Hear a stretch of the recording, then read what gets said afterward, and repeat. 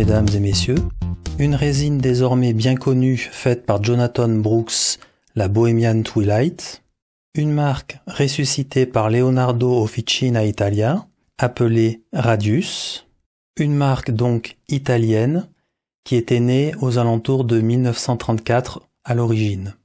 Le modèle que vous avez devant les yeux est donc le Radius Settimo, qui veut dire septième en italien, et le nom de ce stylo a quelque chose à voir avec la naissance de la marque en 1934, dans un quartier de Turin qui s'appelle Settimo Torinese, d'où le nom du stylo, Settimo.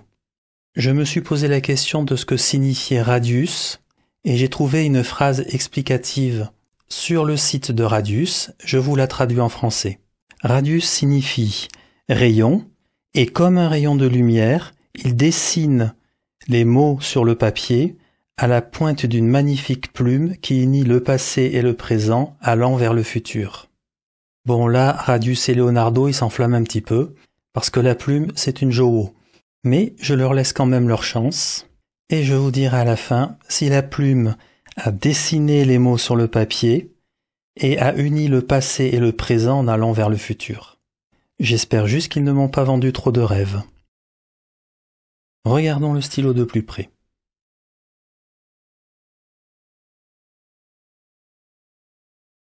Une résine absolument magnifique. Il n'y a pas d'autre mot. On est sur un bleu-vert avec du noir, de l'orange et bien entendu ça donne des petits reflets parfois un peu violets. Pas mal d'iridescence. Vraiment une résine magnifique.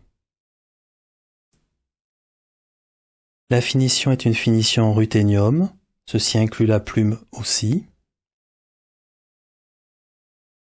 Du côté de la forme du stylo, on n'est pas tout à fait sur quelque chose de conventionnel, comme on pourrait le voir si on n'y prête pas attention. Du côté du corps du stylo, à la fin, il y a un changement de pente à cet endroit-là, et le corps du stylo finit de cette manière-là, un peu concave. Donc là, on voit bien le changement de pente et on le sent bien au niveau des doigts. C'est vraiment très bien fait, ça modifie vraiment la perception au niveau du stylo. Un cône tout à la fin, classique. Pareil de ce côté-là. Et de même du côté du capuchon, on voit ce changement de pente dès la sortie de l'anneau, et de même le capuchon se termine un peu concave.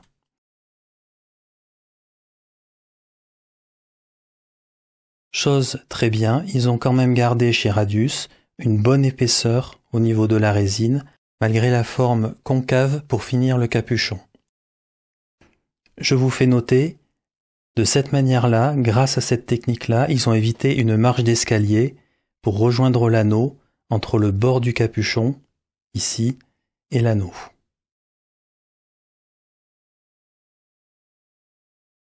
L'anneau est très bien intégré. En allant de ce côté-là, je ne sens pas d'aspérité. De ce côté-là, c'était un petit peu plus difficile à faire dû justement à la forme du bout du capuchon, mais c'est très bien fait. Rien de spécial au toucher. Et je tiens à noter aussi, effectivement l'anneau a des trous au centre, de par son motif, et lorsque je passe le pouce dessus, je ne sens aucune aspérité. Ça c'est bien fait de la part de Radius. Le clip, très souple, un peu comme les Leonardo Momento Zero.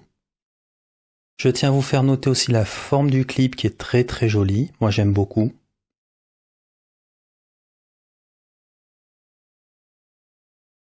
On regarde le nombre de tours pour ouvrir. Un tour. Je regarde le jeu. Un petit peu, mais c'est très raisonnable. On visse résine sur résine. Donc c'est très bien. On en profite pour tout de suite regarder dans le capuchon. Pas de problème, il y a bien une zone d'enfermement pour la plume.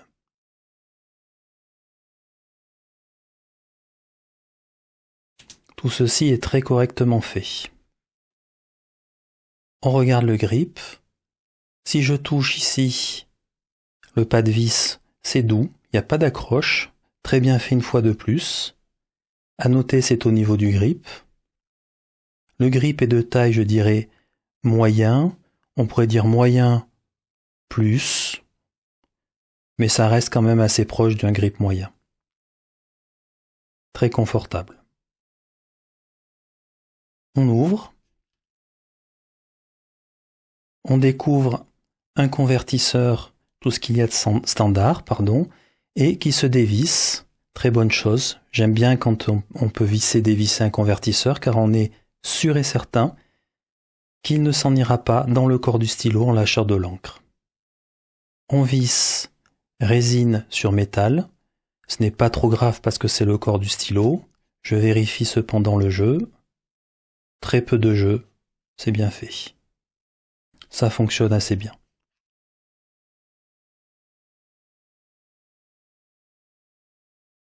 Par acquis de conscience, on jette un petit coup d'œil à l'intérieur, ici.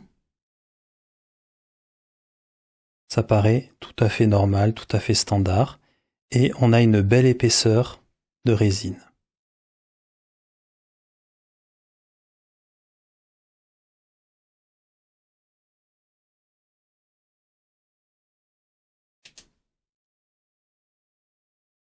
On jette un petit coup d'œil rapidement à la plume.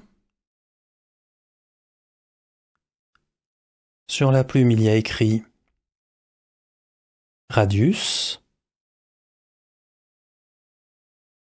Superior 1934.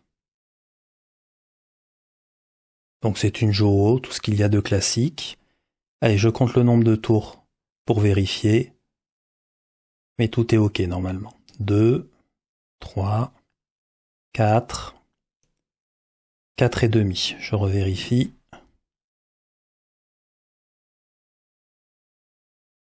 1, 2, 3, 4, 4 et demi. J'aurais apprécié un petit demi-tour ou un tour de plus, mais ça reste, on va dire, correct. C'est l'instant de la pesée.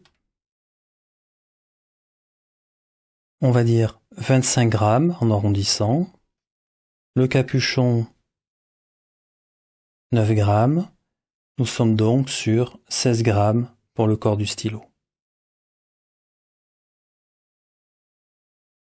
Si le stylo veut bien tenir. 16 grammes. Donc un stylo plutôt léger. C'est le moment de se faire une idée de la dimension de ce stylo. Voici l'usuel Lamy Safari. Ici le stylo Radius et ici un Leonardo Momento Zero.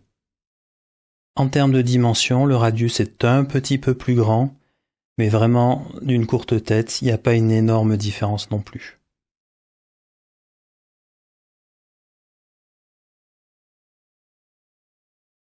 Une fois le capuchon retiré, tout le monde est à égalité, c'est vraiment la même longueur.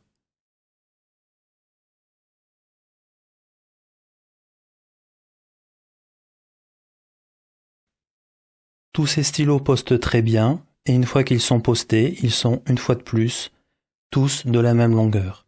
Nous pouvons donc dire que globalement, que ce soit capuchonné, posté, sans capuchon, un Lamy Safari, un Radius Settimo et un Leonardo Momento Zero, tout ça, c'est approximativement de la même longueur. Côté grip, petite comparaison rapide.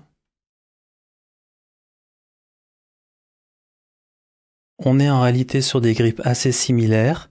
Alors c'est vrai qu'en bout de grip, le Leonardo Momento Zero est plus petit, mais c'est surtout dû à la forme du grip en elle-même, car le Leonardo Momento Zero a tendance à avoir un grip qui est plongeant, alors que le Radius a tendance à avoir un grip qui est plutôt pincé un petit peu au centre. Donc globalement, le grip du Radius est un petit peu plus gros, mais c'est surtout dû à la forme très différente de ces grips.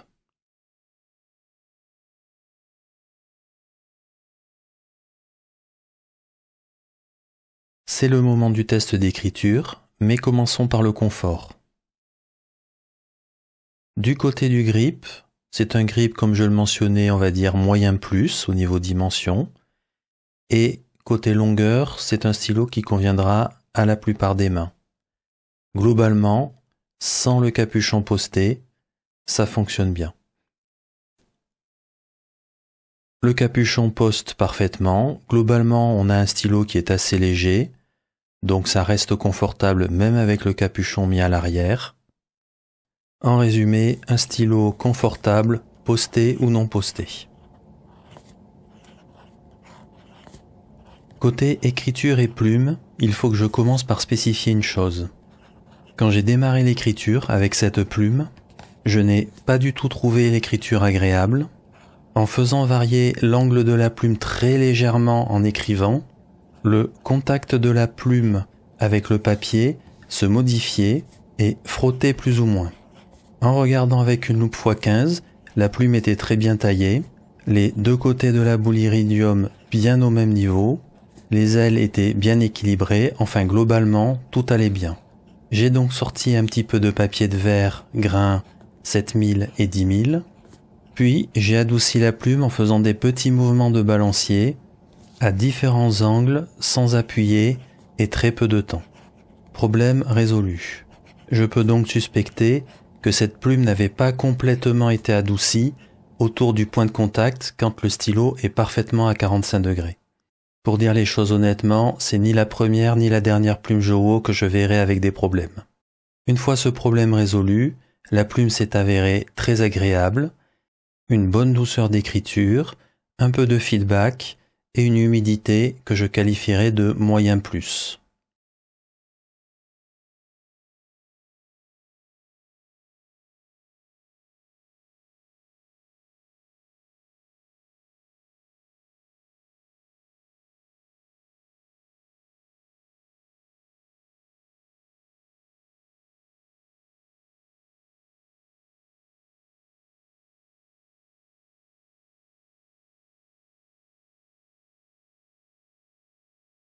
C'est le moment de la conclusion. Commençons par ce que j'ai aimé. Le point fort de ce stylo, je pense que ça se voit assez bien, c'est bien entendu la résine qui est absolument magnifique, mais je ne voudrais pas oublier non plus la forme du stylo. À première vue, la forme pourrait être classique. Il y a en particulier deux endroits qui sortent de l'ordinaire et qui modifient à la fois la perception visuelle du stylo, mais aussi modifie la perception au niveau du toucher à ces endroits-là. Du côté de la fabrication, je trouve ça très bien fait, même si on est sur des choses assez classiques tout de même. Le stylo est très confortable pendant l'écriture, un clip qui fonctionne très bien et qui est souple, un grip, on va dire, de dimension moyen plus, qui n'est pas du tout glissant et qui est agréable. On rajoute un capuchon qui poste très bien à l'arrière du stylo. Dans ce que j'ai moins aimé, bien entendu le souci avec la plume que j'ai eu, certes pas bien grave, mais tout de même c'est important de le mentionner, la plume n'était pas opérationnelle du premier coup, il a fallu quand même un petit peu l'adoucir. Du coup, on est passé d'une plume qui n'était pas très plaisante à une plume qui était tout à fait acceptable et plaisante. Dernier point, mais que je considère comme mineur, au niveau de la tranche du capuchon, l'angle est un petit peu trop à mon goût à 90 degrés. Ceci vient du fait qu'entre l'anneau central et la tranche du capuchon, la forme est donc un petit peu concave et il aurait fallu terminer le dernier millimètre avec une forme un peu plus convexe, pas forcément simple. Mais comme je le disais, ça reste un point assez mineur et je suis déjà très content qu'ils aient fait une belle forme convexe entre l'anneau et la fin du capuchon. Ça rajoute réellement quelque chose à la forme globale de ce stylo. Pour en revenir à ma question introductive, Radius, est-ce que c'est réellement comme un rayon de lumière qu'il dessine les mots sur le papier à la pointe d'une magnifique plume qui unit le passé et le présent vers le futur? Je me dis surtout que Radius aurait mieux fait de s'abstenir de faire un peu trop de marketing.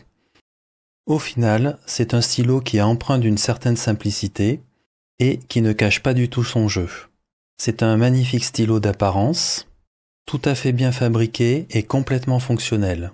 Cependant, côté écriture, pas de miracle, ça reste une plume Jowo, tout ce qu'il y a de standard.